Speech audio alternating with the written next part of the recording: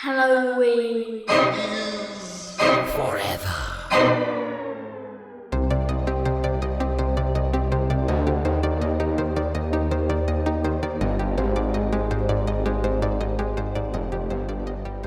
Hey, happy holidays, first of all. Happy holidays, Brian. Not there yet. I mean, maybe when you hear my beer, maybe I'll feel that way. I don't know. All right, Let's go. all right. Well, what do you get when you deep fry Santa Claus? I don't know. You guys can get this. I bet you'll get it. Santa Crisp? Close, crisp Kringle. Welcome, boys and ghouls, to another very festive minisode of Halloween's Forever. I'm Brian. I'm Meg. I'm kind of happy with that one. I don't think I was gonna. Yeah, I don't think I was gonna get that one. So like, it's okay. Hey, that almost seems like a curmudgeon-y response. Like this is like an anti-Christmas like joke, and I'm here for it. Like I appreciated it.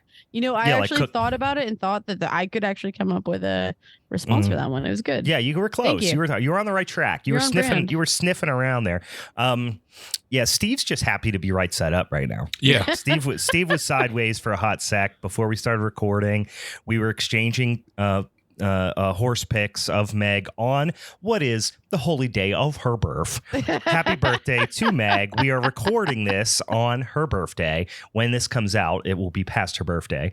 But Meg turning 51. How old 51, are you, Meg? Yeah, no, 51's good. No, you're younger than us. You're 30. I think I'm 35. I knew that. 35, this is also, I have like 5 friends' birthdays today. So, and they're all in their early to mid 30s. Are you all so it's assholes like, the same way? Yeah, come to think of it, you all suck. Sassy assholes. Sassy asses. You're a whole bunch of sassy asses. Yeah, and my brain's not working. One of our listeners is birthday today, too. He messaged me earlier today. I think his name is Ricky. Yeah. Nice. I thought that was cool. He listens to us every week. Birthday. So it must have been 9 months ago. This very day was a good day for fucking. Because everyone's parents was boning it out. Yeah, real horny. People just laying up nuts. What happened? What's 9 months ago? February? Yeah, I was going to say, it's just boring. March, yeah. March. So like we're talking like Valentine's Day. Wow, we got some romantic. That's what it is. Romantic verse, romantic fucking. Or it's that thing where like it's a bunch of just real squares that only fuck 4 times a year, and one of them's on Valentine's Day.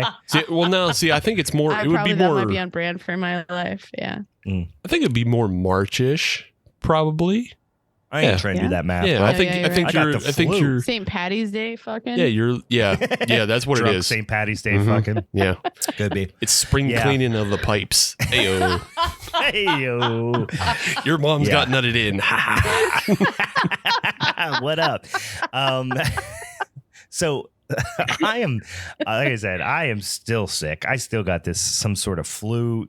I mean, it's the flu. I know it is because we all have it. I thought you were just high. Oh, I wish I should have gotten high. But no, I am sick. And that's coincidentally, my stone face and my flu face look very similar. And my voice and just general disposition. But guys, we here, right? We're here we're creeping down to the big day where we celebrate the birth of our Lord and Savior Jesus Christ. That's what you guys do on Christmas, right? Is this going to come back to TV? Because I feel like somehow you need to figure out. I wish we knew. Actually, if I was smart, I would went back and saw what like day Tubi launched because I would celebrate that more for sure. But in any case, we are sticking to our theme here of talking about spooky ass Christmas horror movies. I've been just cranking through them as you might expect. Watched my Black Christmas. I have not watched Santa's Sleigh yet, but I was watching clips from it. I saw a little hot sec of it. Got to watch that one. Watched, what else did I watch the other? Oh, I watched Don't Open Till Christmas, which I'd never seen before. Popped up on the old shutters. And that was from 84 or something like that. It was okay. Started out good. Kind of trailed off toward the end, to be honest with you. But we're going to talk about a little flicky that just came out by one Mr. Joe Begos' most recent directorial offering, Christmas Bloody Christmas. We're going to talk about that here in a hot sec, guys. Hell yeah. But anything you guys been watching? Any Christmas horror? Any new suggestions popping out there? Oh, I also watched what's the one that has like 9 different names? It's basically Home Alone but French, and Santa Claus is breaking in. It's called like something 961 Père Noël or whatever. You know what I'm talking about? That one. Yeah, that one rules. If you haven't seen that one rules. It has another name too. I'll look it up. But what have you guys been seeing out there? I've not been watching a lot of Christmas horror. Oh, really? I've been investigating other Tubi lanes, and then I also watched a fucking Korean kaiju movie that was not very good. But I did want to go back just for a second. If we're looking for a high holy day to celebrate, okay, Tubi launched on April 1st. Ooh, I like that one. Yeah. April Fool's Day. Yeah. I like that. Feels very appropriate. Yeah, but for whatever reason. I watched a Korean kaiju movie called War of the God Monsters. That sounds awesome, right? Sounds sick, yeah. And then just like if you look at the photos, like there's a whole bunch of different monsters, and there are like great crazy monster designs in it. But the movie overall is bad. Like good. It just didn't do it for you. Yeah, it just wastes like almost an hour of just like this reporter trying to find out what this doctor is hiding. Yeah. And the doctor is hiding that he's like basically a climate change. He's a climate change scientist, and his whole thing is like because the glaciers are melting, the kaijus are coming back.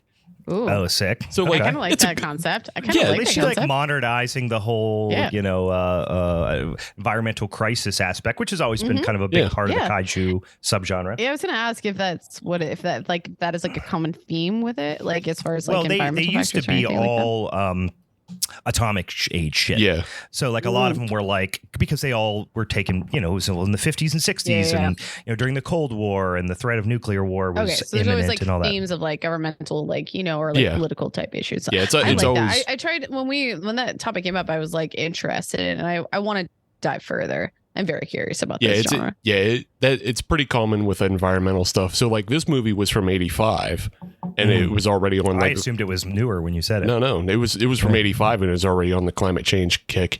That's interesting. And then if you watch Shin Godzilla from 2016, that's very heavily about like the way we pollute Earth and everything. So it's so weird that kaiju as a horror sci-fi subgenre, it's got to be one of the most like insular subgenres. Like there are so many people who are like diehard horror fans that have never got into kaiju. Yeah. And there's also like a bunch of people that are super into kaiju that really don't go into other genres of horror, maybe more sci-fi. Yeah. It's such a weirdly insular one.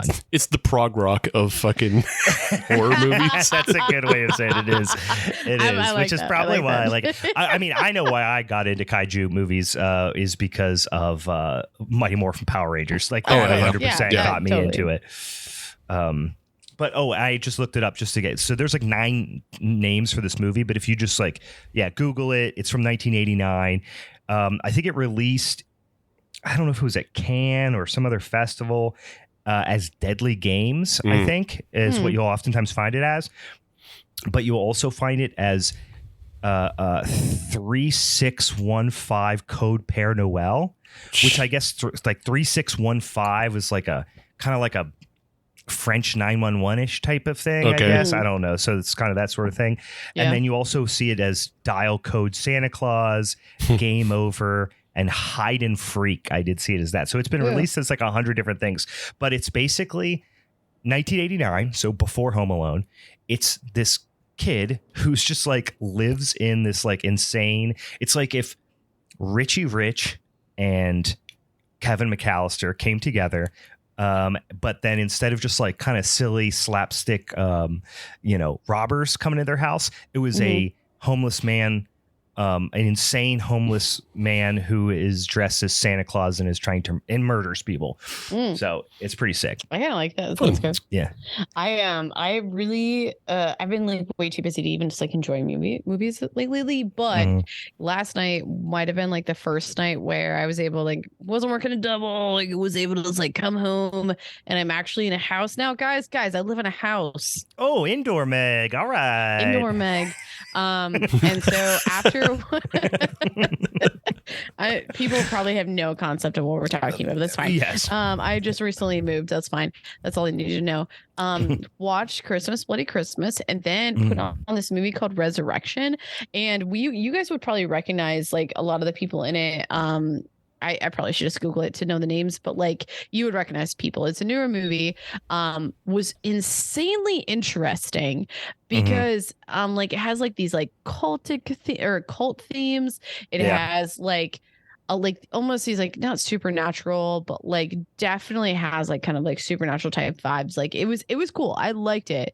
I liked it a lot. This is the one with I just watched. I believe this is the one I just watched. This is with this one Andrew Simmons, his name was. This is the one with it was the girl who the woman who grew up in this like isolated environment, and then there's like this kind of like weird stalker guy who she marries and like tortures her for a long time, and then she gets away. That's an abridged version. Yeah, for sure. Yeah, for sure. Yeah, no, I like that. I actually really liked it. I watched it last night and I enjoyed it, and I would definitely recommend it to folks. Yeah, because I remember looking up the Rebecca Hall plays Margaret in it, and then it was in Resurrection. Okay, the guy like specifically was on like a show. Tim Roth. Yeah, he's in a bunch of stuff. Yeah, you'd recognize him from a bunch of shit. Super interesting film though. Like it was fun because like I kind of almost was like wasn't expecting it to get as like dream like state even towards the end of like, and I liked that. I liked where it went, and definitely recommend it to folks. Yeah, it was like I would say it's like a psychological thriller, but then there are some like weird. Yeah, it definitely creates a situation where you're not sure if the what's real anymore. Yeah, like, there's an unreliable narrator, I guess I should say without spoiling it, but it's pretty sweet. It was good. I like that one a lot. I'm sold. Yeah, it's absolutely worth a trip. I'm trying to look what the hell else like everyone will know him from, because he's been in a show, a bajillion things. Tim Roth? Show. Yeah, Reservoir Dogs. Oh, of course. Yeah. Wait, what was that one? Reservoir Dogs. Oh, yeah. I'm trying to think. I want to know. But that's not what I was thinking of. Like, I know he's in that one, but that's not what I was thinking of. Incredible Hulk. Handsome. Oh yeah, in Pulp Fiction. There was a show.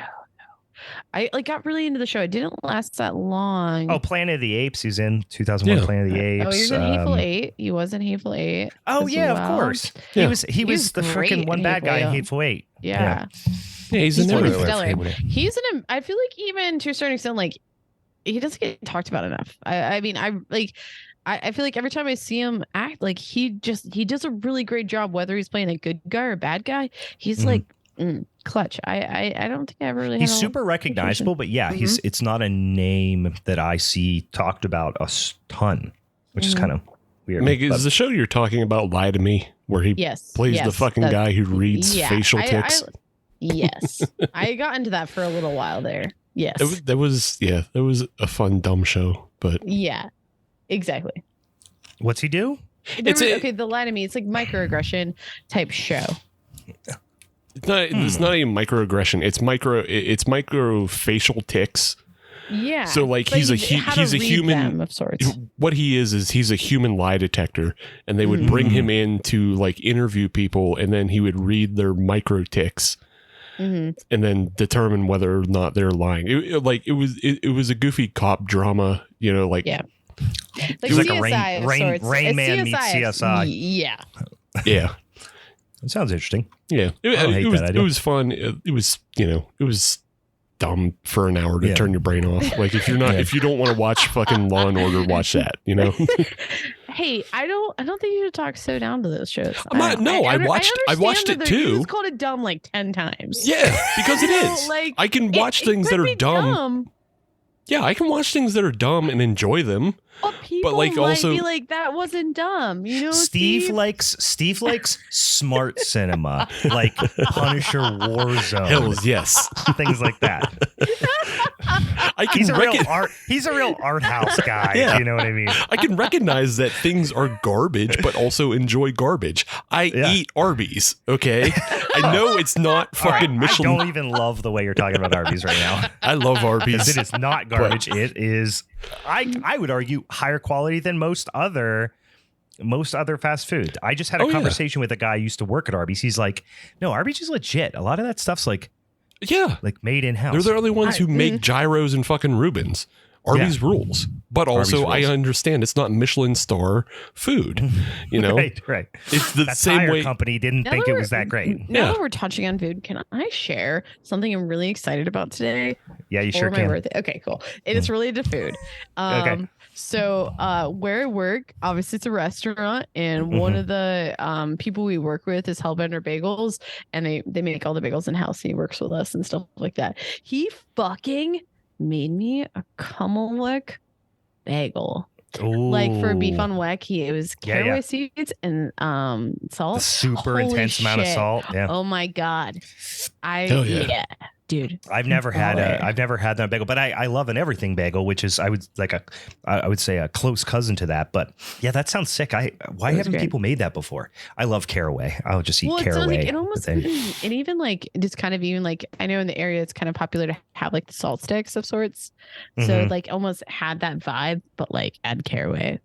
I fuck with it. So. This has come from a guy who for lunch today had fried spam, eggs, and just a handful of pickles. So the amount of salt I ingest on a daily basis, like it's not going to be dramatically increased by just eating a bun just covered in salt. Yeah. So, all right, guys, I guess we should probably say, are you drinking beers? Spoiler alert, I'm not drinking beers. I'm sick. What? Guys, I'm sick. Okay. I'm drinking, but I am. Let me look, make I am up doing for this. I'm drinking some coffee. That's cute. In my Hallmark Christmas mug. And there is a little bit of peppermint mocha creamer in there. So I'm getting festive. I'm just not boozing some sort of booze in there. You know what I did try the other night though, Meg? You might, I don't know, maybe your cocktail friends might know this. Apparently, drinking hot Dr. Pepper is like a thing in the South, and people like put like booze in it. I'm gonna talk to them about this. So I did this the other night. I wasn't feeling good. So here's what I did. I got a Dr. Pepper, right? Heated it up. All right. Then I put a few little splashes of, I had like a little spiced brandy. All right. Then I put a little cinnamon stick, a little bit of orange peel in there. It was tasty. You got bougie as fuck there, bud. It was lovely. Mulled Dr. Pepper. Mulled Dr. Pepper with brandy. With brandy in it. It was fantastic. You know what I'm going to do is like, so my dad makes glug every year, and I'm going to be like, Dad, you ever thought about putting Dr. Pepper in that? Fuck Dr. Pepper is delicious. I might come up. It was a little on the sweet side. Because I put this, I would next time I do it, I'd rather put like rye or something like that in it, because it was coming across pretty sweet. Because I used the spiced brandy that I'm using to baste my fruitcakes on a daily basis. Yeah. And so it was a little sweet, but in any case, guys, basting his fruitcakes on a daily basis. I do. You know, that just sounds like a lot of masturbation. You should like. I also do occasionally masturbate. Yes, I also do that. But this is an entirely separate endeavor. Okay, cool. We're talking about two different things, but like that could be a euphemism. Mostly I'm just going to say approximately the same degree of frequency. Okay. At least during the holiday season. Heard. So hey, I'm gonna say I got kind of festive this weekend. No shit. I'm drinking a Blizzard of Hops. Oh wow! Our friends over at Trogs. Okay, I like that beer. I absolutely, I really like this beer. But I got their variety pack, and I haven't dove into a Mad Elf yet, but maybe in the next episode. Do they have pills in that? Is Sunshine Pills in that variety pack? It's usually it's Dreamweaver and Perpetual as the. Gotcha. That's such a bummer. You never get Sunshine Pills in any of those variety packs anymore. Sometimes in the summer, I guess you do. Yeah, I was gonna say in the summer you definitely see that, but I thought Sunshine Pills came in the one that has like field work. And raspberry, like their year-round regular. The raspberry pack. one. I thought it came in that variety pack. Yeah, that might be true. But I honestly, they're one of my favorite breweries. I fuck with Trogs. I absolutely fuck with Trogs. I think we already talked about it last Dreamweaver's episode. great. Like I like look forward to Nugget Nectar. Like Yes. Yes, because we talked about the hype beers. Right. Yeah. We already Thanks established for I was opening drunk. up. I was drunk last episode. Only recently closed wounds, Meg. Moving on. Moving on. All right. I'm done. I got mine. Love Trogs. Yeah. What do you got? I got this fucking camera. Allagash. Oh yeah, I got some Days Allagash. End. Days Ooh, it End. sounds fucking metal. Yeah, so let me tell you about it because it's a lot. And I'm surprised I found it. I found it in like a Giant Eagle Mix-a-Six. And it's like, why would you guys put this there? Because this is a aged in bourbon barrel. It is meant to be a take on a Boulevardier cocktail. Okay. Yeah. So it's Which is like that's like a Negroni but with something different in it, right? I'm not quite sure. Isn't it like a Boulevardier Negroni but with whiskey or something? It might I be. forget. Yeah. Well, this is brewed with Lambrusco grape must, Angelica root, and bitter orange, and then aged in bourbon barrels. So I think it's. I think you're right, being that it's in bourbon barrels. It's probably like a Negroni made with rye, but also I think the grape must tells me that it's probably mixed with some sort of wine as well, or like sherry.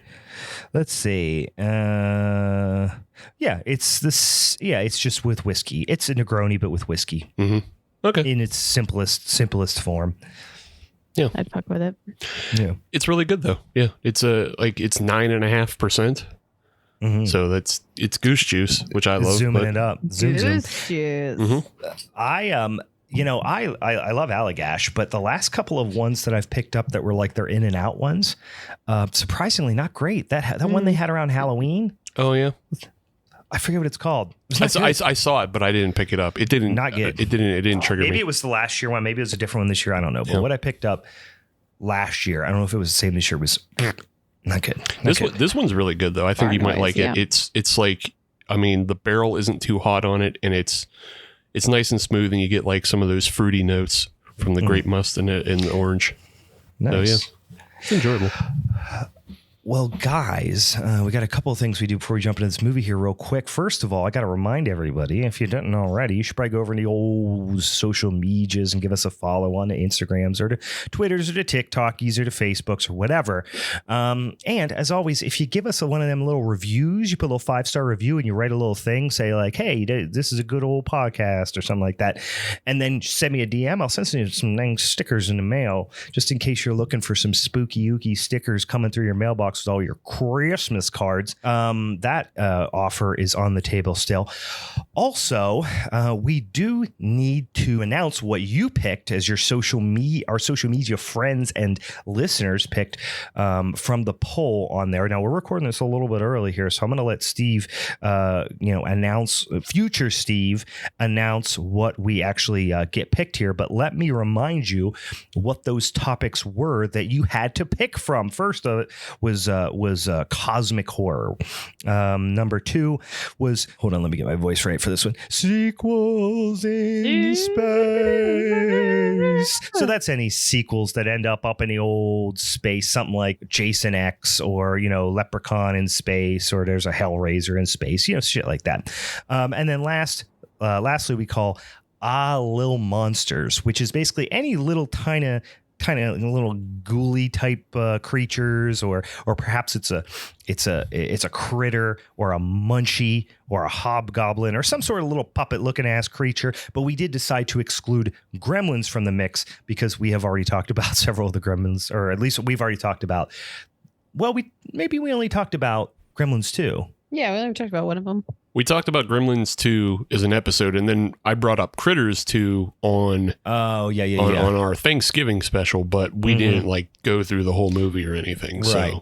So anyway, anything in that little tiny monsters type category, sans Gremlins, we've decided. So, future Steve, tell us what our topic is. Cosmic horror. Oh, thanks a lot, Steve. That was great. Thanks for sliding on in there and telling us what it is. We're really excited for Cosmic horror. You're welcome, Brian.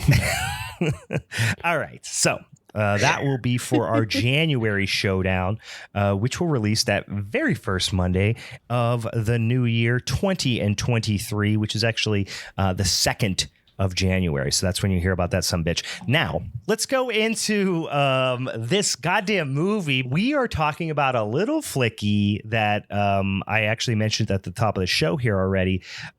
Just came out, maybe a couple 2-3 weeks ago, I want to say, right? Christmas, Bloody Christmas. Directed by directed by Joe Begos, who a lot of us, I think, in the horror community are grown to really appreciate and look forward to some of these cool flicks that he throws out there. Most notably, the ones that came up, I would say, in recent, in the last few years here. I know VFW I enjoyed a lot. And then what was the other one that just came out not terribly? Bliss, yeah, which was another Shudder exclusive, yeah. Both of which were fun. And I would say even of the three, this is probably my favorite. I would imagine he got a little bit more of a budget associated with this one. But let's just real quick run through a few of the cast here. Mostly relatively unknown folks. Stars Riley Dandy as Tori.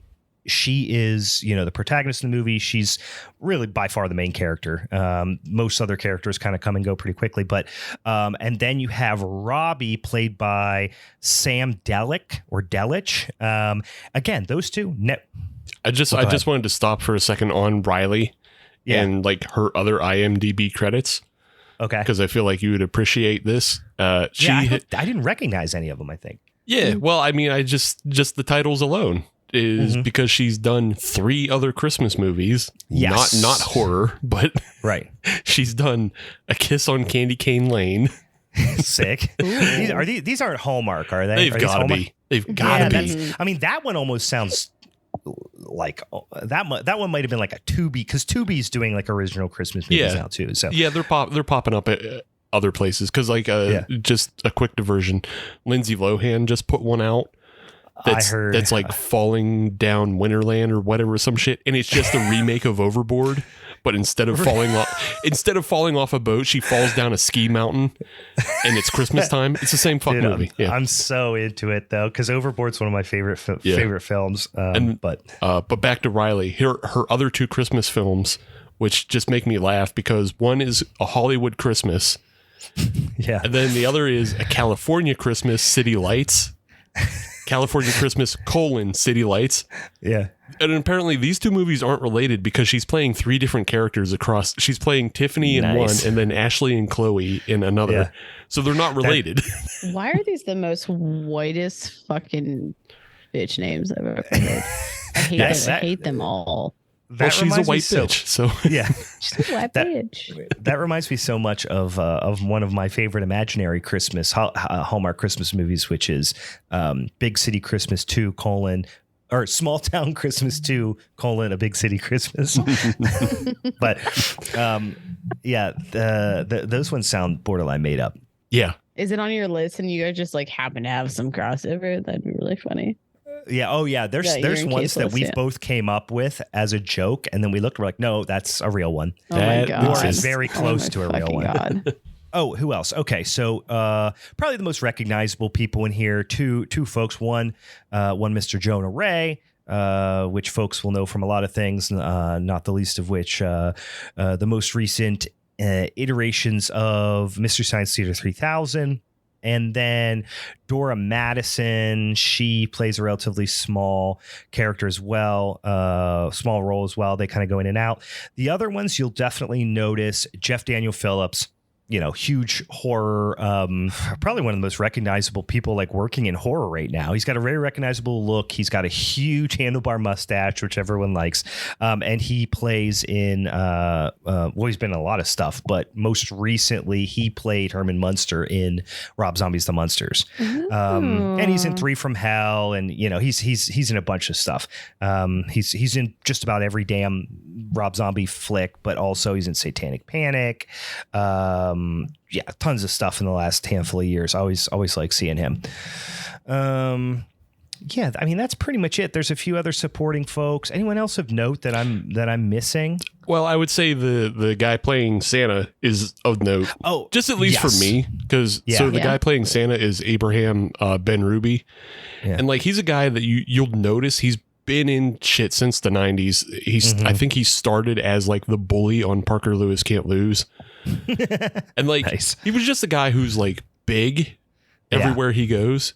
And so, like, as a younger big person, I was like, oh, look, a big guy. Like, that's representation for me. A big guy. Hey, look, more galoot. Yeah. More galoot representation. He's been in a million things. Yeah, he's a million things. Obviously, you don't recognize his face in this. But if you saw his face, you would recognize him. Yeah. And I think it's because he also was either in Bliss or VFW. He was in Bliss. Okay, yeah. So like, he'll pop. Begos will work with repeated people over and over. He also was in the live action Charlotte's Web. Did a voice in 2006, as you guys will remember from that.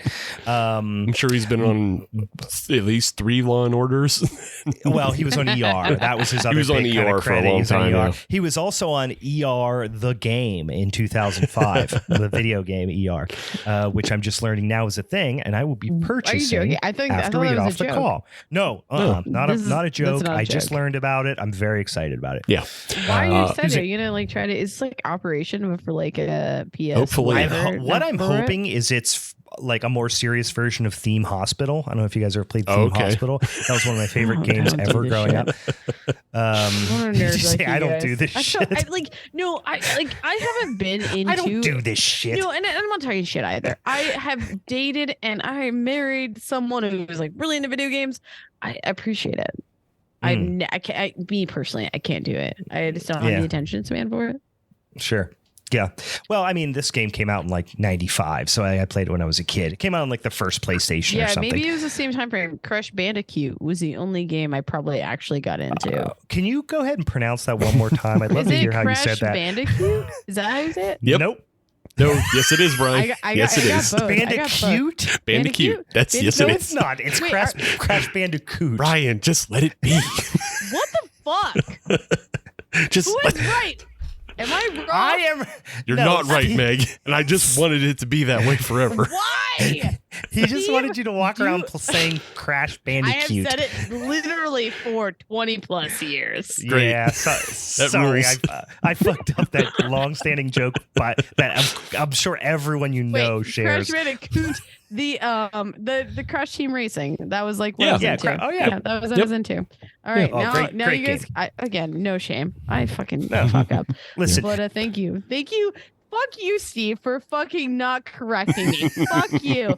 Thank you, Brian, for correcting me. I was making fun of you. I never know how Meg's going to respond to things because I was making fun of her and now I'm getting praised. Right. Yeah. And a second ago, I said something about I never know how she's going to react. Yeah. It's just, she's such a wild card. All right. Wild card. Fucking wild card. Woohoo. One last actor I wanted to point out, though. Dive out of a car. She only appears for probably a minute and a half, maybe. But it's Kansas Bowling. And why do I know that name? And I'll tell you why. Because this is the second movie that we've done that she's appeared in. The first one being Veronica. Oh no! Yes, she was. Was one of the victims of the Blood Witch at the in the third segment of Veronica. When he was drained, they were draining the blood and all that. Yeah. You guys are talking like Glenn Danzig. Hey! I sent you guys a meme. Yeah, and it was Mariah Carey of Glenn Danzig, and now I have this dream to hear you guys like talk about Mariah Carey's lyrics in the tone of Glenn Danzig. All I want for Christmas is the gabagoo. The gabagoo. That's all I did see that. Wanted. That's the best gift I got on my birthday. I think Steve sent me that one because I had seen that before. I didn't send that to. No, I bet we both saw it on that beer Facebook because I've seen everyone was Danziging for a long time on there. Yeah. You're still talking like a Danzig right there. I don't know what you're talking about. Just a little. It's the holidays. All right, let's dive into. Can we dive into this movie? I know I'm also distracting. Yes, I apologize. No, that's all right. Listen. This is one of those movies. Again, we're talking about Christmas, Bloody Christmas from 2022. 100%. It's one of those movies that it doesn't let too much plot get in the way of a good story. Yeah, right? It doesn't need us to talk it up plot point by plot point. We just have to talk about our favorite things.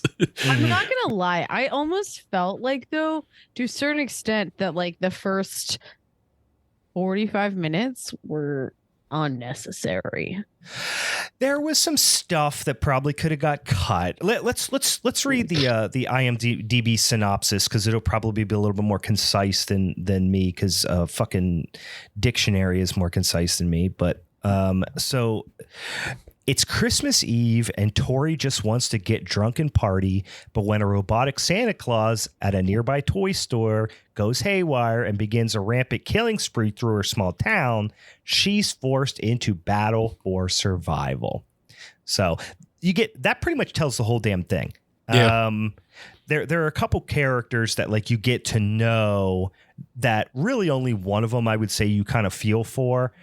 But the whole thing is Tori owns this record store. First of all, I didn't look this up, but this movie feels tragically Canadian. Is this accurate? I don't think that's accurate. Not at all. Really? They seem so Canadian to me. Yeah, no, I mean, maybe some of the actors are, but no. Begos is very much American, and like this was filmed in California, so. Was it? Okay. Yeah, I don't know why. Just the way they talked and like, something about the way they talked just reminded me of we'll have to look up the actors, but they seemed very Canadian to me for whatever reason. But did you just recently watch Santa's Sleigh? Maybe that's tainting your no, not that Canadian, but it just felt like the way they were talking. So I'll say, and this I think speaks to Meg what you were saying too is so you get these two characters, you get Tori and you get Robbie. Tori owns this like kind of punk metal undergroundish looking a record store, right? And Robbie is her longtime employee. It feels like there's a tremendous amount of like sexual tension between them. He's over Tinder, which I fucking understand. Yeah, so it's like it's this whole thing of like it starts out she's going to go hook up with some douchebag guy. Her friends, including Robbie, talk her out of it, and then there is that 45 minutes you talk about, which I think is like really right up until like shit really hits the fan. But they get to the action relatively quickly. I want to say it was like 20 minutes in when somebody like first bites the big one, but there is a lot of playful fighting banter between Tori and Robbie that go on. They give them a long leash with the improv, and it does get a little old. And at one point, Kate was like, I wish we counted how many times they said fuck because it got to a comical level. Yeah. It felt like a Rob Zombie script like at a point. This movie's only been out. I mean, at time of recording, this movie hasn't been out for an entire weekend. And already the IMDb trivia says that it has 487 uses of fuck. Yeah. So it's excessive to the point where you're like, why are these characters like, I don't know, so limited in their vocabulary? Maybe I felt desensitized to it. It didn't bother me. Yeah, I don't know. It at first it didn't, but then it just got to a point where they were like arguing about music a lot, and it's like their little way of like flirting with each other, like saying each of them are kind of, oh, you have terrible taste, and you have terrible taste, and they're arguing about music and albums and songs and shit like that, and they're just like screaming at each other and just. I don't know. It did become a lot at one point. It didn't completely detract me from the movie. And frankly, you did want to see, like, are they going to hook up? Are they going to fuck? You assume so, but you didn't know if old Robbie was going to get killed before it happened. Like, that was the big question, right? This thought just kind of came to me, and figured I'm tossing it into the ether of sorts of like, I feel like that kind of almost brings up like tropes of like kind of campy type films that we watch, where it's like trying to like all the reasons where you're like, you're gonna die because you guys like had sex and yada yada yada, but it in this like more like current context of how films are made, it has like a more awkward vibe.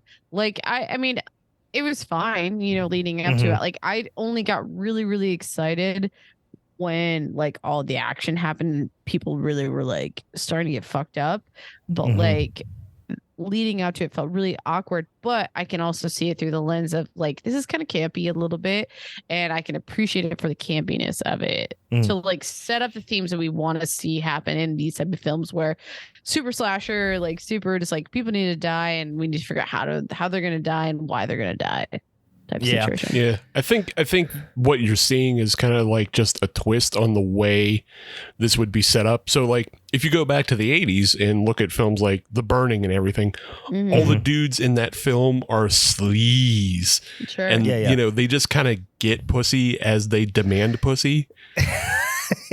So what you're seeing in this one is like the reverse of that, is that Tori is in control basically the entire time, because like she's Robbie's boss.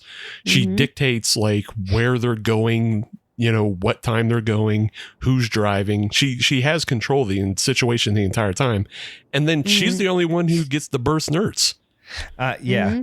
I know. I did appreciate that, because I was almost like, wait. Okay. I don't want to go. Yeah, he didn't burst nerds. Like that. Robbie don't burst nerds. They were gonna. So the whole idea was like he maybe, but like at the same time, the primary, fucking he made sure she got off. Like, wow, this is progressive as fuck. Well, I think the whole thing was like they were talking about like how guys don't know how to go down on girls, and he was making comments about how he, performs oral sex with the power of a Tyrannosaurus or something like that earlier in the movie. So I will always eye roll under that. Like, so his whole thing was like, all right, listen, we're gonna munch it up here. It was, and then it was like she was like, okay, I need to go turn the music back on, get the nachos, do another shot, and then I'll be back. Well, unfortunately, good old Rob never even got to get his dick out. So you know what? Good. You know what? Good. Fuck him. Megan in my single steak. Fucking good. No, but I don't want to like breeze over what Steve talked about. I think that's like a really powerful thing, like where it could be like we should actually celebrate the fact that they like that is a point. Like that was a decision they made to like the power dynamic being switched in this situation. But I think it's cool. It's a plus for me in my mind in this movie. Yeah, and the thing I like too is like, and this is spoiling the end of the movie, but she never gets saved by anybody. No, like she saves herself ultimately. Like I said, spoiler alert here. She does survive, assumingly. It kind of ends a little bit abruptly, but like there's never so the cops show up and save her. The cops are always just creating more problems, really. The some dude never shows up and saves her. You know, she just kind of survives through like perseverance kind of thing, which, you know, you're seeing a little bit more of. And what I like about it, especially from just like a structural perspective too, is it makes things seem less predictable. Because when you see if this movie was made in 1988, you could pretty much guess what was going to happen. This, you didn't necessarily know. Yeah. You know, I mean, and they also killed a kid earlier, so that means it could go in a lot of different directions. There's a lot of ways it could have gone. We didn't see it though. Like I don't. You see like a vague one shot. You saw like an axe go into his neck, or something. But yeah, I mean, obviously the big, kind of the big parallels that you get in comparison is this film and Terminator. And there's so much Terminator, especially at the end. At the end, it's like straight up T2 shit. Yeah. Well, no, T1. Oh, yeah, I guess it is. Yeah, it's really T1. It's probably more so. So, but yeah, like, and again, it's the same thing of like Sarah Connor wasn't saved by Kyle Reese. you know, at the end she saved herself. So yeah, you get a lot of the similarities in that. But I want to say that this movie is a very Merry Yeetmas to us. Because there is so much point. Oh my there's God. so much yeeting in this film. So many t-shirt. I felt the same way because of the way that everyone just got everyone's yeeted. constantly being yeeted or yeeting somebody. I think it's great. Yeah. Well, let's talk about some of them yeets. I did want to mention the soundtrack was cool. I did like it too. Yeah, cool soundtrack. At some point, it started to get really like that doom metal drone thing that you get a ton in like Mandy, which I felt was like maybe a little like you used it a little too much. But like at the beginning, I thought there was some cool songs and stuff. It didn't bother me. It didn't. It even made me like be a little bit of a nerd because there's the scene in the bar where they turn on a song and I was like, oh shit, Joe Begos is an ISIS supporter. because there's a band ISIS and they haven't played in a long time, partially because of the name. Like they were ISIS before ISIS, but then, you know, ISIS came in. But I was like, oh shit, ISIS, that's like a fucking 10-year-old, if not more song. I was like, hell yeah, ISIS. And then but then so like all that doom metal and everything, I'm into it, so it didn't bother me. I just like hearing something, you know, different for a change. I almost like where some, I don't know, you guys can totally correct me too, where, I mean, it made me happy where situations like this where we're actually getting bands being brought into movies to like create soundtracks and like have songs on it versus like having necessarily someone who just creates soundtracks for movies, which I again, either fine, but I do have an appreciation for bringing bands in. I think it's fun. Yeah, I think you can get a good mix because like there's a lot of great composers out there, especially right now. And like one of my favorites is Colin Stetson, who like we talked about him, I think. Yeah, right? I'm sure we have. Yeah, because I love him, so I'm sure I have. But so like Colin Stetson, I mean, even what's it?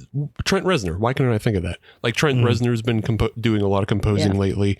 So you get like a lot of good composers, but also I appreciate anytime somebody goes out of their way to get songs and music that isn't in the norm. Because like I think a couple of weeks ago or so, I watched that Black Adam film. Yeah. And it's just so based on like every poppy song you can ever think of. Oh yeah, it's like, that whole Scorsese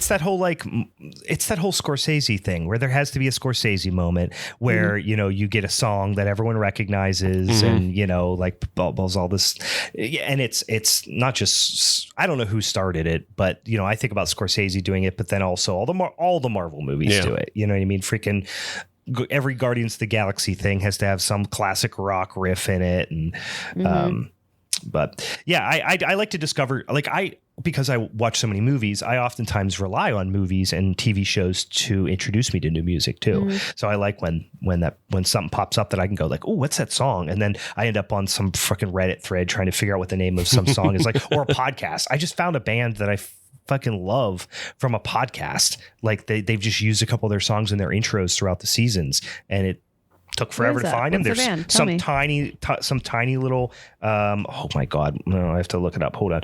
While Brian looks it up, I'll bring up another movie I watched though that is good for this. It's called Death to Metal.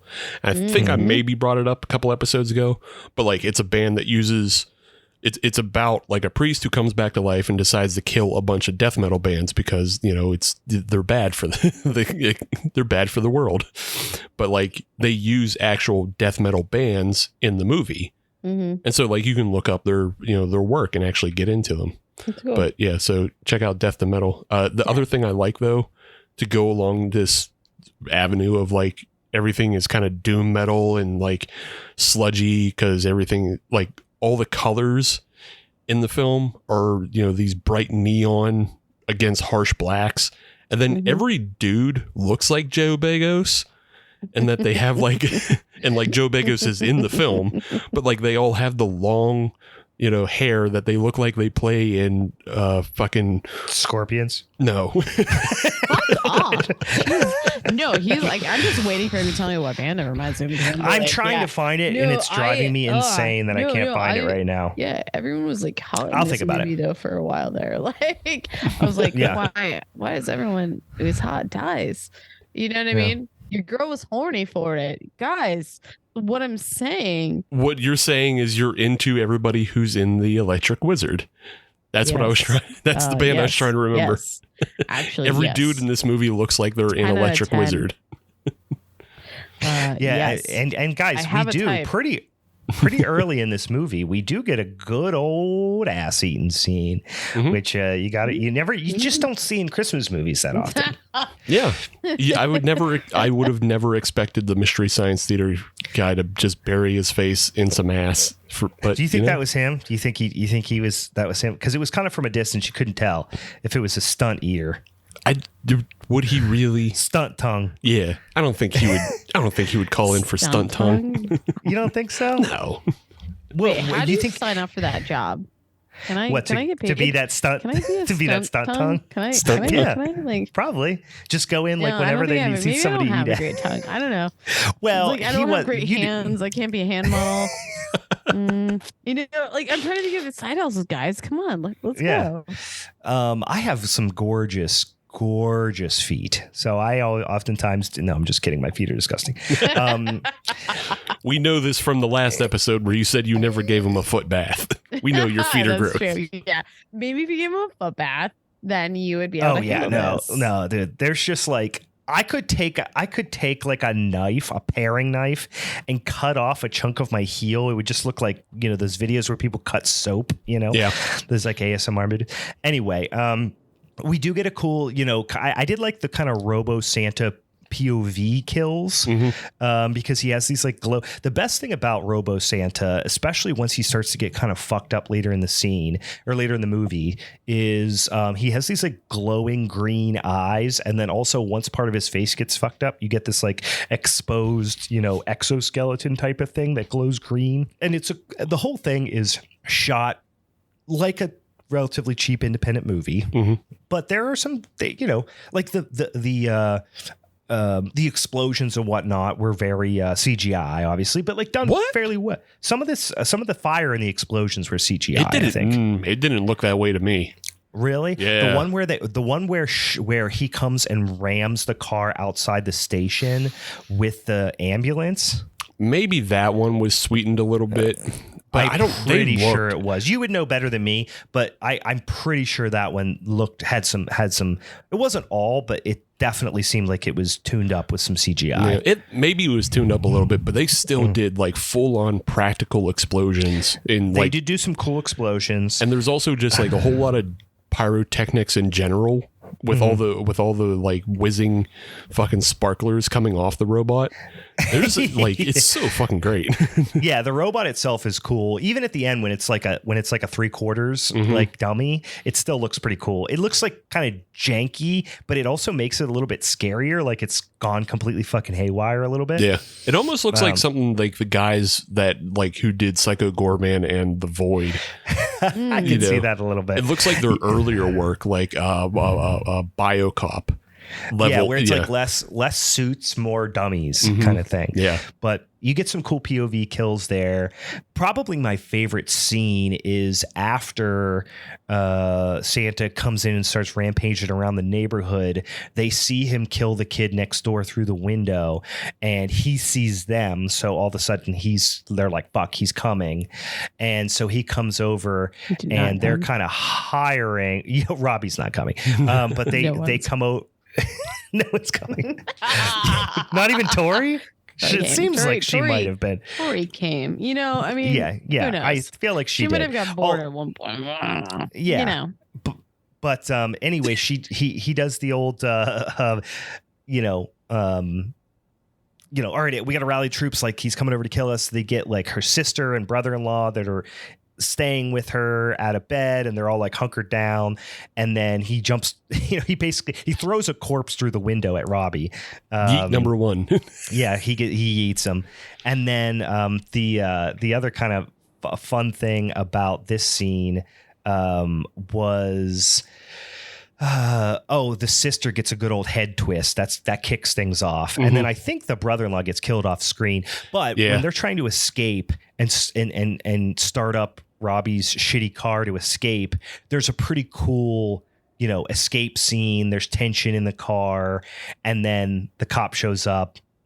This robot and shotguns him. Of course, he's not dead, but this robot is pronounced dead 70 times in this movie. It's the best part of how many times this robot technically gets killed. Because you kept going like, no. Like, that's going to be okay. I get it. We're getting ahead of ourselves, but towards the end of the movie, you're like, all right, I know he's not dead now. Now he's dead. Oh, wait, no. Okay, now he's dead. Really? No, he's not? Okay. It's like 5 times right at the end. Yeah. Where they kind of try to play off that he's dead. It got to be kind of comical. I do have a problem with it, and we'll talk about it when we get there, but it's like, it's my only thing. It's one of 2 sticking points I have with the film that it just bug me and they irk me. The one I'll go back to though is when Lana and I'm just going to call him Jonah Ray because I forget his character's name. Yeah, whatever. When they're in the toy store, which is a great name, TW Bonkers. That's a great name. But but when that place is awesome. Yeah. By the way, I want to just hang out in that store, especially the way it was lit. Yeah. It's just cool. Yeah. But when they're in that store, they're talking about like the one way Robbie isn't going to fuck tonight is if he gets his dick chopped off. And then he doesn't get his dick chopped off. He never gets his dick chopped off. That was such a check off. He should have gotten his dick chopped off. I know. I really thought he was. And I had just watched that Don't Open Till Christmas movie, and someone gets their dick chopped off in that movie. So I was like, oh man, is this going to be another dick chop off? No. It's such a Chekhov's gun line. I know. Of like, if he doesn't get his dick chopped off. But I mean, he does get an axe right through the face. It was a cool effect. Can we just say, even just like all these axe effects, like of like when people are getting split in half. Like there's a lot of heads getting caved there's in. There's no differential. Like there's a lot of just split in halves. Yeah, that's what I was gonna say. Is like I appreciate like when the robot swings the axe. It's not like the axe gets stuck in anything.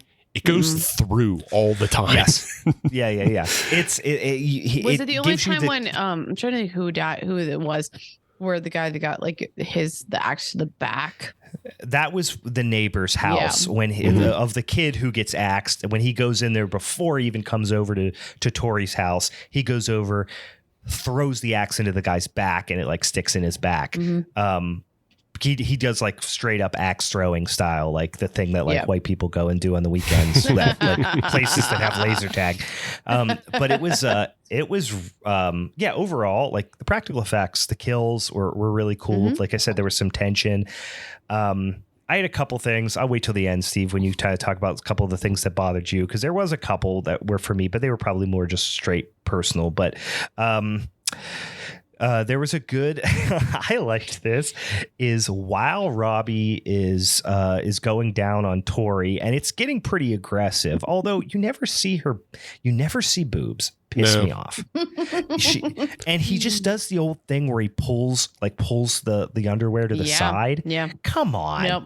It was cheap. Get him off. This sounds like a money thing. This is a money thing. Yeah. Get him off. Yeah, she wasn't looking to like this movie's too small for me to lose the pennies. I'll show my butt. It was a money thing because I felt the same. I get it. Hey Brian, I was with you. Felt the same way. Yeah, but while that's happening, so Robbie's munch, and simultaneously they are cutting back and forth between Santa killing the family next door, and when he basically curb stomps the father on the stairs, and all this juice just gushes out of his head, and then they cut back over to Tori coming, and it's a definite like visual double entendre. Yeah. Of just, but it's a head squirting, and everybody's penis doesn't know what to do. Yeah, it was confusing for me. But I appreciate this is kind of a nasty movie in that way. Like, between that, like a kid gets axed. Like overall, it's a pretty nasty movie. All the way people get yeeted. So many.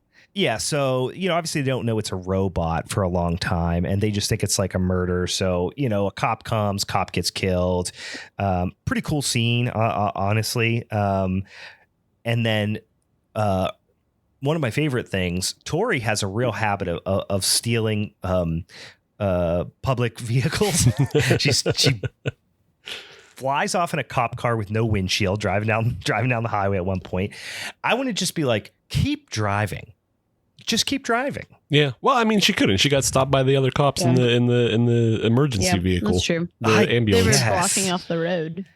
Yeah, I would just be like, get the and she did. At that point, she thought that the cops were going to help her, and of course they didn't. It might have been one of my so I felt like Tori almost okay. I'm actually taking it back. I feel like everyone was a little bit more exaggerated in their acting. I mean, overall, it didn't bother me too bad, but like, there was a lot of exaggeration. So then even when the scene, what we're talking about where Tori gets stopped, I was like, are you guys really trying to perpetuate stereotypes here? Or are we just like, what point are you trying to make by the situation? Because at the same time, you could have just been like, this guy just either sucks at acting. This is a dramatization of the situation. Or like you're going for some other theme that I didn't totally understand. Are you talking about like when the cops were like freaking out and like, you're going to listen to me and all that stuff? Yeah. That's how, what's the guy's name? We already said his name, plays Herman Munster. Jeff Daniels Phillips, but. Yeah. He kind of, that's just kind of how he always acts. Like he just goes hard on a lot of stuff. Yeah. Like, and but I mean, like he was more subdued. I think Meg's more talking about the guy who plays like his deputy who also, I mean, every guy looks the same in this movie because they all look like they play in doom metal bands. But But I mean, he was a complete exaggeration, but everyone else kind of had variations of exaggerations that I kind of felt. You're like, you're trying a little bit hard in your acting. Well, that's what I said. It was almost a Rob Zombie-ish type of thing where they were all really, really acting their balls off. Yeah. This is why I just saw my note that reminded me why when I became convinced how Canadian this movie was when Robo Santa is pulling Robbie from the car and she keeps yelling at him to fuck off. Oh. She's like kicking him. She's like, fuck off. It's like, that's the Canadian thing to yell at somebody who's trying to murder you. Fuck off, Goose. Yeah. I'll say, like, so once she gets arrested by like this really shitty cop who's annoying and taken to the police station where it's just basically her shitty cop and Jeff Daniels cop. And the one thing that made me laugh like really hard was the shitty cop is yelling at her.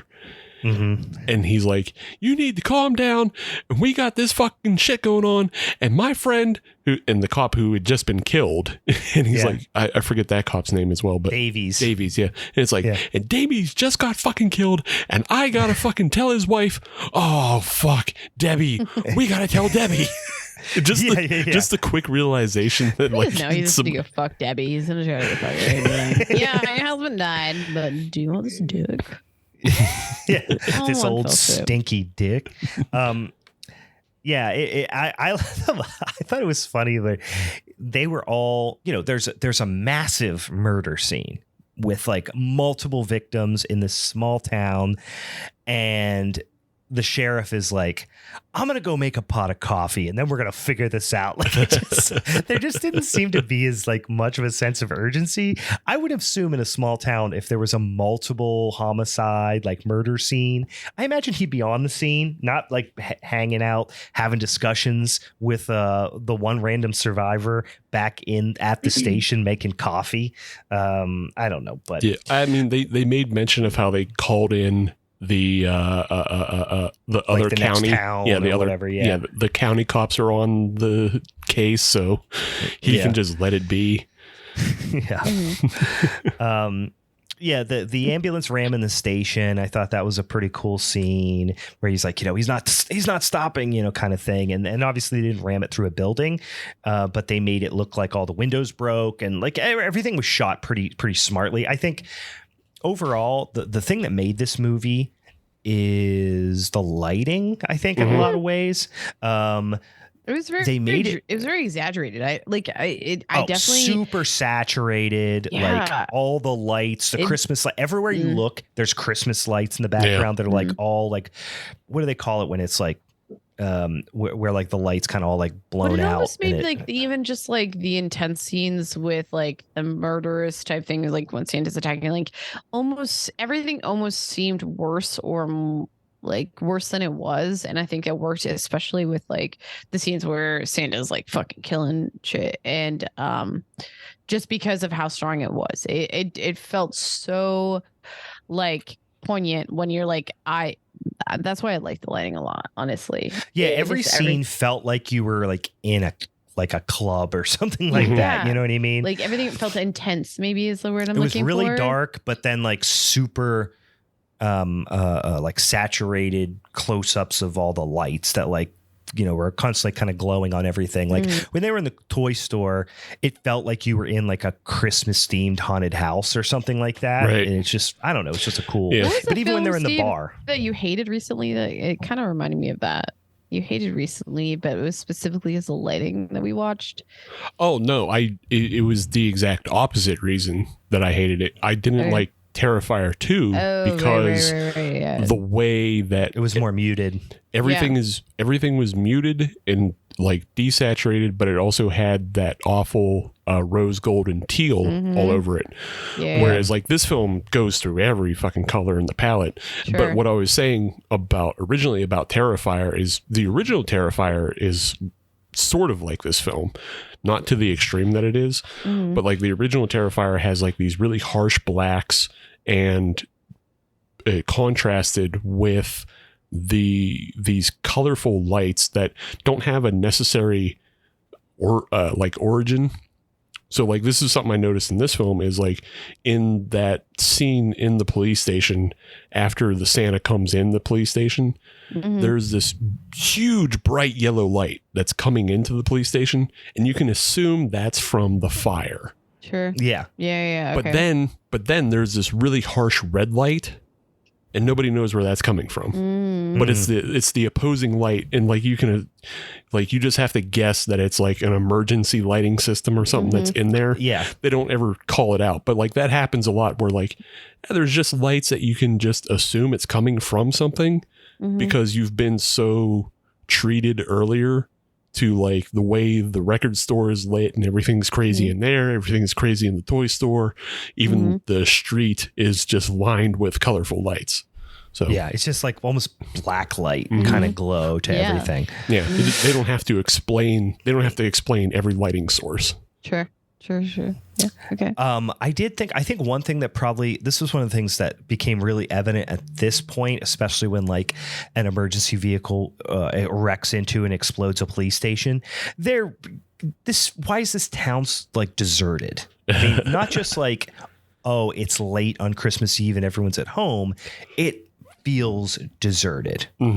The whole town doesn't, which almost lends this like isolation, which I think is necessary for this movie to work. Yeah. But if you think too hard about it, it doesn't make any goddamn sense. Yeah. I mean, we do already see the bar close up. So like if the only bar downtown is closed, then you can assume people are elsewhere. Yeah. Or it's like a podunk little town. Right. I get it. But it's like, you just feel like there would be at least a couple people out and about. Yeah. And you don't see anyone ever. Yeah. Except for the characters. And like that's kind of the one thing I kind of don't love is so after the two cops get it at the police station, which by the way, another great yeet of Jeff Daniels Phillips coming over the top of the ambulance.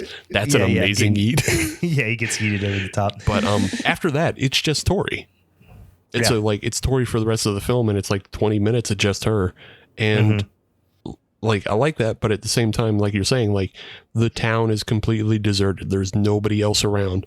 And to jump back to a point that you made earlier about how like no guy comes and saves her, I think it would have been kind of fun if somebody did show up to save her, but also just gets, destroyed immediately. Like, right.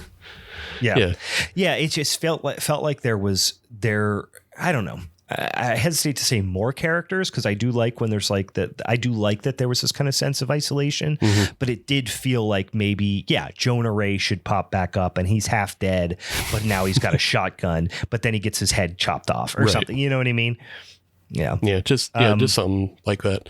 The other thing is, and I guess we're pretty close to the end of the film is, we were talking about it earlier, but this robot gets killed 5 or 6 times. Well, let's count them up. I'm trying to do it in my head right now. So there's the first one where you think he got shotgunned. Yeah. Well, he does get shotgunned. He gets by the shotgunned. cop.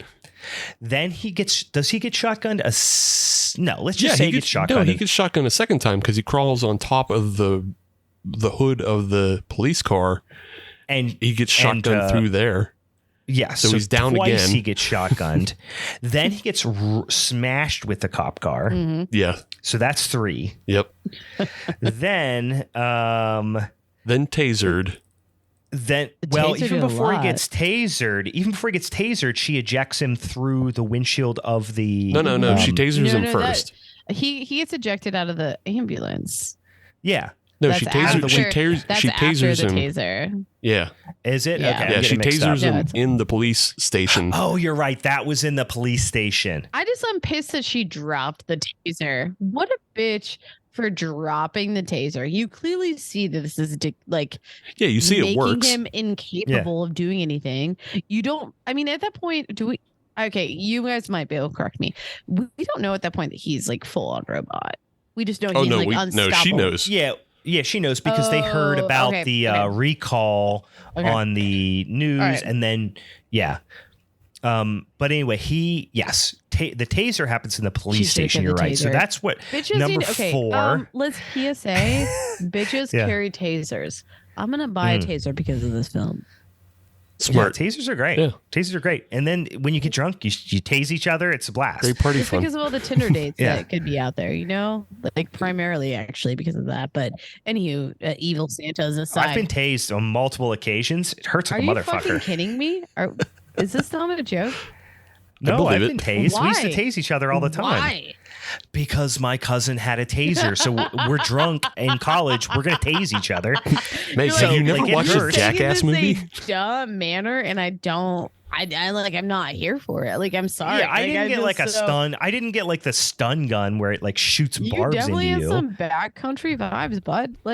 Yeah, I've been tased. I one time was tased. We would tase each other in the shoulder, and it hurts real bad. But then one time I got tased in the neck, and that just drops you. Oh man. I thought you were going to say you got tased in the balls, and that would be worse. No. You're no, we stay away from the balls. Meg, you're talking to somebody who's in their 30s and grew up on Jackass. Of course his friends had tasers. Of course we tased each other multiple times. That's why I'm also saying that. I grew up... Okay, guys, we're close in age. I've been hit with buckshot. I've had all types of bad stuff happen to me. I would suspect that his balls would have been hit. We all grew up in the same era. Yeah, I'm not trying to do it I'm not trying to get tased in the balls. I would get tased in the shoulder, and we would tase each other, and it was like you were playing chicken, but you were tasing each other. So in any case, listen. So that was 4. Then 5 is he gets yeeted out of the ambulance. Yeah, right? Out the ambulance. Then 6, she sets him on fire. Blows the car up. Yeah. Blows the car up, and then 7, she mushes him with the other car, right? Well, yeah, I mean, I guess... Or is that all kind of one treatment? I would say the explosion and car mush are the same. I guess so, yeah. So 6, she pins him under the car with the ambulance. Then she kind of torches the whole thing. Then she just goes back to her store and is like, I'm going to go do a J. Because this is stressful. Right. So she goes back to her shop and it's just I'm going to smoke a blunt real quick. And then he shows up. So now Santa has laser eyes and he's all fucked up. And this is when he's all Terminatored out. Right. And it was pretty, like I said, pretty awesome kind of half puppet situation, 2 3/4 puppet. This is where she runs him through with goddamn Conan the Barbarian sword. Yes. Which I thought was okay. Now he's definitely done. Right. And I thought the same thing, and I thought it was awesome. And this is where because he doesn't die from this is where I got kind of upset, because one of the greatest parts of the original Terminator is when the Terminator is crawling after Sarah Connor and she lures it into the trap and she says, "You're terminated, fucker." Right. You know, and she gives it the great one-liner. Yeah. She doesn't have, Tori doesn't have a great one-liner in all of these sequences. I know. She keeps just doing these like primal screams and saying fuck. And that's where, and like, yelling fuck. Yeah. And that's where, no. Fuck. Yeah. And the fact that you want her to be like, it's the end of the line, or Christmas Kringle, is canceled, or what? Christmas is canceled. Here's my war on Christmas. Exactly. You know, something. Looks like anything. I won the war on Christmas, fucker. And then stabs him with the sword. And then, because it comes back and punishes her, like that's how you elevate. She's pretty unscathed at this point. Like, she's been a little fucked up. She's covered in blood. You don't know if it's hers or somebody else's. But after Barbarian sword stab, guess what? Still not dead. Then she hits the sprinklers on his ass. And then all his like robot, because all his robot guts are exposed. So now he's getting all electrocuted, you know, because of how electronics and water don't mix. We know that from science. But it seems to work, but not before he like shoves her off. She breaks her ankle. So then there's a crawling scenario. Then she gets her, is it just her fingers or pretty much her whole hand chopped off? It's a lot of her hand, you know? Yeah, a whole big chunk of her hand. And so he's getting all like electrocuted. So now we're at like what, 8? Yeah. 7 or 8? But JK not dead. Now they do a crawling chase and through the record store. And then, so this is what, this might ease your mind a little bit here, Steve. She tried fire. Right. She tried water. Tried electricity. Electricity works. Turns out he's a water type Pokemon. And like, she knew that already because she hit him with the taser, and the taser is just a little bit less than wall. You know?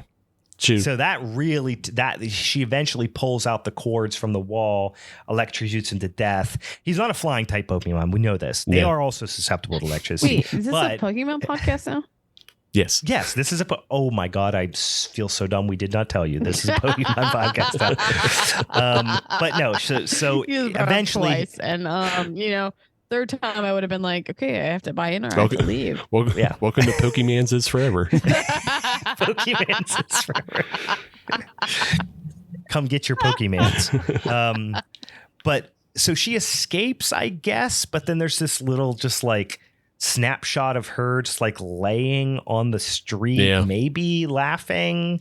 I don't know. It ends almost exactly like the House of the Devil, right? Because like, doesn't the House of the Devil just end with that like that kind of snapshot type of thing? It felt like a little bit of this like Texas Chainsaw type of snapshot thing at the end. I don't know. There's a lot of films from like the 70s and 80s who like they didn't know how to end a movie, so they just did the freeze frame. Or even Night of the Living Dead. Yeah, like they kind of do that too. Yeah. But anyway, so my overall take on this movie: too much yelling.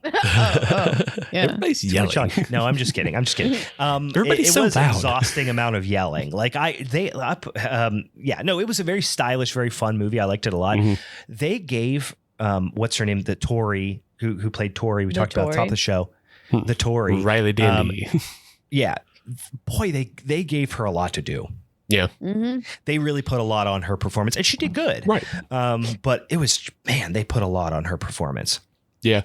Like I agree with Meg. Like all the arguing and because there's never feels like a downtime or a time where they can at least agree with each other on something. Like, there's never a quiet moment where they're sitting there smoking and then they're like, everything's just so aggressive, screaming at each other the whole time. The only time they get a quiet moment is when Jeff Daniels Phillips comes in and fucking like just brings the mood down with his with his bums everyone out with his sad sap story, which is funny. Like the fucking dog, how like he hates his wife's dog and all this stuff. And that's why I'm spending Christmas alone and ripping shots and makes me horny at that point. Christmas Eve, alone, drunk, Fu Manchus, all this above things. Get turned on. Yeah. Well, you know what? Shoulder length hair. Makes me hornier than sadness. But there's got to be a word for sad horniness. What's that? There's probably some Elliott sort Smith, of word that I don't know. It. Yeah. Elliott Smith, sad horniness. That was one of his album names, I think, actually. Sad but horny. Yeah. Joy Division, that's what it is. Ooh, yeah, there you go. Even better. Yeah. For whatever, here, this is my like personal kind of connection, why I really like this movie and why I will definitely watch this again, is some of my most, like, you know, when you think about your Christmas memories, your nostalgic things you think of a lot of times from when you're a kid and stuff like that. Some of my most memorable, like fun Christmas memories are when I was in like high school and college, just getting like fucked up with your friends, you know, sitting in a basement, getting drunk and acting a fool, you know, or going, you know, at a party or whatever. And it always revolves around that moment of like sitting there, like in that euphoric drunkenness and seeing Christmas lights in the dark and that just kind of drunk glow kind of thing, periphery of the situation. And that's what this whole movie felt like to me. Yeah.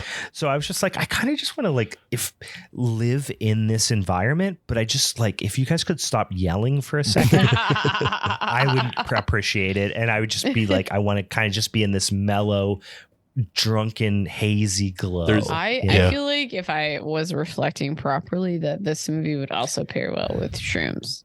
But yes. I mean, you know me. All the colors. Yeah. Because of the colors. I will just probably say most films pair well with shrooms. I was going to say, I haven't heard a movie yet that you were like, this one doesn't go with shrooms. Meg's movie and drug pairings. Actually, so my new rating scale for movies will be like, how well does it pair with shrooms? How many caps? Yeah. 1 to 5. Yeah. 1 to 5. 1 to 5 caps.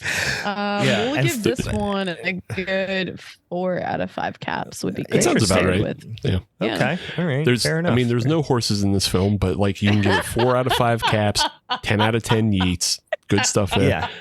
Yeah. I'll completely agree with you, Brian, in that like there's something about just the way everything looks and the way everything is kind of sad as well. That just reminds me of a couple Christmases in the Beaver County area of like, for sure. One, I know there was one like in college time where I came home from Penn State and like I had a friend who went to Geneva. And so during our home time, we went to the Crazy Horse. Fuck yeah. And like, there's nothing more depressing and melancholy than a strip club Christmas. And it was strippers in Santa hats and elf hats. Yeah. It's everything is bathed in black light. Everything is gross. The carpet on the floor reflected back up at you. And like it was strippers in Santa hats and elf hats. It was disgusting. And the other one is the Monaca Draft House. And that's all. That one just reminds me because a buddy I used to work with, we used to just go there and play like Sleep. And for like, and they have an album that's also just one song and it's an hour long and it's fucking stoner metal. Yeah, it's Dope Smoker. Yeah, exactly. We would just play Dope Smoker and play darts at Monaca Draft House. And it's the same thing as that bar. Dope Smoker and darts. I like it. Mm-hmm. Yeah, I remember a lot of evenings, you know, at 4 a.m, being, you know, plastered, having cleaned up and closed out and everything at the bar, and the Christmas lights are on and all the other lights are off, and you're just like sitting at the bar with like the last few coworkers just kind of hammered, just like, all right, we're all super tired and drunk. And yeah, it's just that kind of like melancholy Christmas drunken glow, you know? Yeah, I like it. Listen, as Christmas comes closer, I like it to be sadder and sadder in a way. You know what I mean? You like sad Christmas at night. Like, yeah, it's sad Christmas at night. It's fun to have like nice Christmas during the day where you have like candy canes and fucking peppermint coffee and everything. No. But at night, it's got to be gross sad Christmas. No. Yeah, it's got to be sad Christmas. It's got to be like all the time.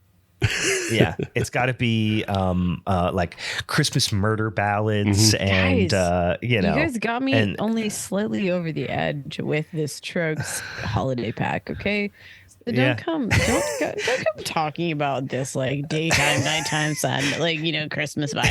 It is all nighttime vibe. All night, all sadness. Forever Night. Meg's Christmas album, Forever Night.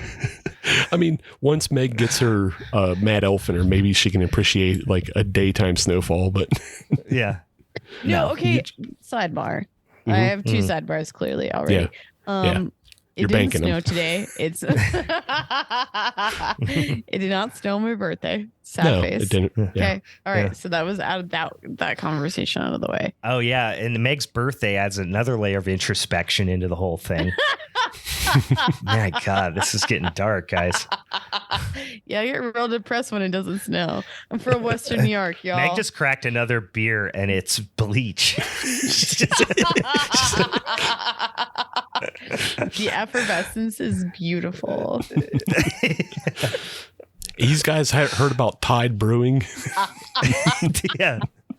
Eating Tide Pods on Christmas. You open it up. Imagine now opening up like a box of like Roslyn chocolates, assorted chocolates, but they're all just Tide Pods. I got that Whitman sampler bleach. It's fabric softener. I don't know why it came up on my social media feed, but someone did this whole like, I'm going to take Brussels sprouts and make them look like Ferrero Rochers. Oh, I saw that. Yeah. Yeah. That was pretty solid. Yeah. Man, that would be such a good burn. I love a Brussels sprout, but I'll stick a knife in you if you hand me one covered in chocolate. So much work that I feel like would legit just like be so worth it. You know what I mean? Little chocolate cabbages is not my thing. No, that's a good band name. Oh yeah. Little chocolate All cabbages. right, guys. Little chocolate cabbages. Definitely stoner metal. Definitely could be on the soundtrack to this film. Yeah. Or it's like a Limp Bizkit. It's a Limp Bizkit cover band. Little chocolate cabbages. Oh my God. And the hot dog flavored water.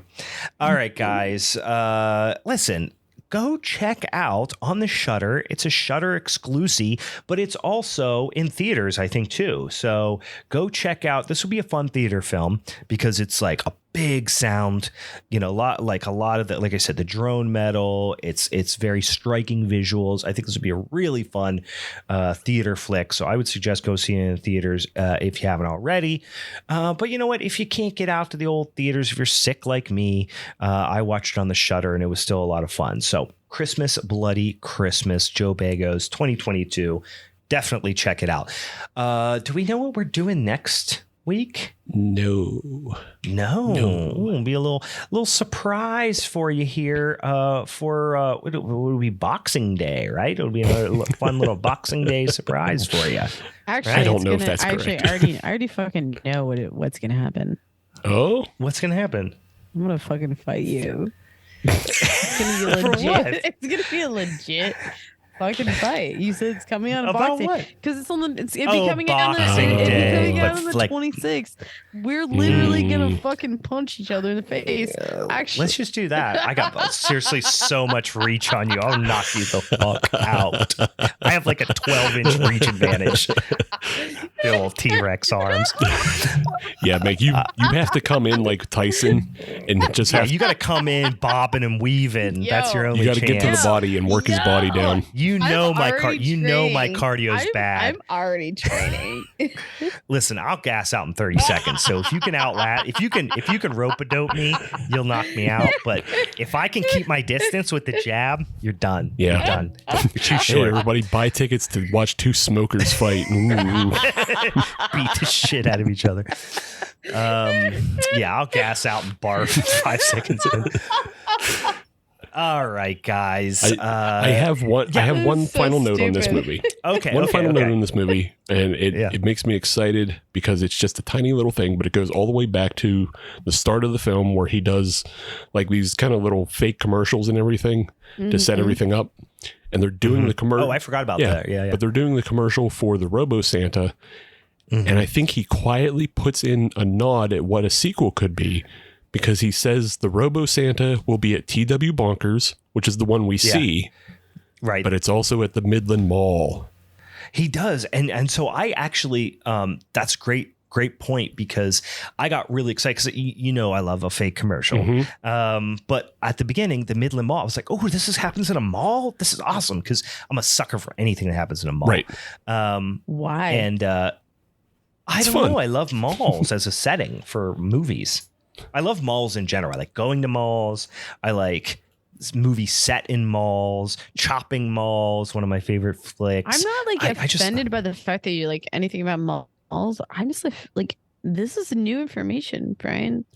I need to process this. You didn't know my thing with malls? Yeah. I love a mall. No, I didn't know this about Unfortunately, most malls, the mall I grew up with, which is the Beaver Valley Mall, is very depressing. I'm going to call you Robin Sparkles from now on. Like, really? That's really there's nothing in that mall, unfortunately. It's so sad, which makes it better to go to. I know. Talk about a melancholy Christmas mall. Oh, yeah. Sad Christmas. We should all go to the Beaver Valley Mall and then kill ourselves. I thought you were going to say do a show, but then, kill yourself is also the correct response to going there. No, the show would be at the Beaver Valley Mall and then kill ourselves. The show would be at the Monroeville Mall. Let's be real. Oh, yeah. Then you don't have to kill yourself. Somebody else going to kill you. Because people get shot up in that motherfucker. Anyway, no, Century 3. That's actually where I was going. Century 3, nobody shows up. Yeah, Century 3 Mall is... Century 3. Oh, I was thinking of Century 3 Chevrolet, Lebanon Church Road, Pittsburgh, minutes from the mall. Anyway, guys, anything else that I'm forgetting? Anything else we got to touch on? Check back for a little Boxing Day surprise to see what we're talking about there, and then the week after that will be our Cosmic Horror Showdown for January. Where your boy can your boy bring the trifecta? No. Can I bring it back not. 3 times? I don't know. I might be able to. I'm just still coming back from this last month. And also this entire year that like I'm just sad. I'm just really sad about this year. And I was dealt a really shitty hand last month, and I need a win. I need a win. Meg's a victim. I love you, Ben. I love you, Ben. I do. I still love you. Don't worry. Still love Meg's always playing that victim card. All right, boys and ghouls. For the Halloween is Forever crew, I'm Brian. I'm Meg. I'm Steve. All right, see you later. Merry holidays. Bye.